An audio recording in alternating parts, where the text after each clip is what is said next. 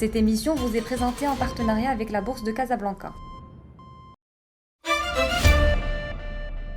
Bonjour, bienvenue dans ce nouveau numéro d'Encyclo Bourse qui sera le premier d'une série de 4 vidéos que nous allons consacrer au phénomène de bulle financière. Mettons-nous d'abord d'accord sur la définition d'une bulle. Une bulle financière est une situation de marché où le prix d'un actif financier, une action par exemple, est très élevé par rapport à sa valeur réelle, dite valeur fondamentale. Le cours de notre action va tellement grimper que les observateurs avertis arrêteront de parler de surévaluation et parleront d'aberration de marché. Tant que les investisseurs et observateurs qui trouvent que la valeur est dans une situation d'aberration sont peu nombreux, le cours continuera à grimper. Au milieu du XXe siècle, la finance comportementale s'est énormément penchée sur la question. Et aujourd'hui, la littérature relève 4 phases par lesquelles passe un actif, une action par exemple, dans le cadre d'une bulle financière.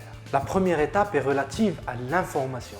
Un fait économique nouveau ou qui vient d'être découvert va créer une grande attente chez les investisseurs. Ces derniers vont se mettre à acheter cet actif ou cette action dans l'espoir de pouvoir la revendre beaucoup plus cher lorsque cette information sera vulgarisée. Justement, la deuxième étape consiste en la vulgarisation de cette donnée de marché, cette information.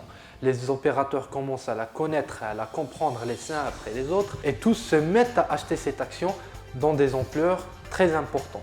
On parle d'une phase d'euphorie de marché. La troisième étape est véritablement la phase de bulle. Les acheteurs deviennent de plus en plus importants sur le marché alors que les vendeurs se font rares et discrets. C'est justement pendant cette phase où les investisseurs les plus aguerris, ceux qui gardent les pieds sur terre, commencent à prendre leurs bénéfices face à cette aberration de marché dans la peur d'être pris au piège lorsque la bulle financière va exploser. La dernière phase, celle de l'éclatement de la bulle financière, se déroule généralement en 2 temps. Le premier temps est caractérisé par des prises de bénéfices de plus en plus importantes. Les investisseurs deviennent en effet de plus en plus nombreux à penser que l'actif qu'ils détiennent est dans une situation de bulle. L'euphorie s'estompe, ce qui crée un équilibre entre l'offre et la demande. Cet équilibre va de plus en plus se transformer en crainte de voir cette bulle financière exploser, ce qui va conduire à une baisse des cours beaucoup plus brutale que ce qu'on a constaté durant le premier temps.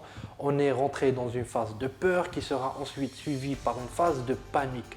On est en plein éclatement de bulles financières. La nature des bulles financières a évolué à travers l'histoire. Les premières étaient très concentrées et sectorielles. Seuls les acteurs concernés par l'actif étaient touchés par les conséquences de la baisse des prix. Or, aujourd'hui, avec la financiarisation de l'économie mondiale, de plus en plus, les bulles, lorsqu'elles éclatent, créent des crises dans l'économie réelle. Lors des prochains numéros d'Encyclo Bourse, nous nous focaliserons sur les bulles financières les plus emblématiques de l'histoire des marchés financiers.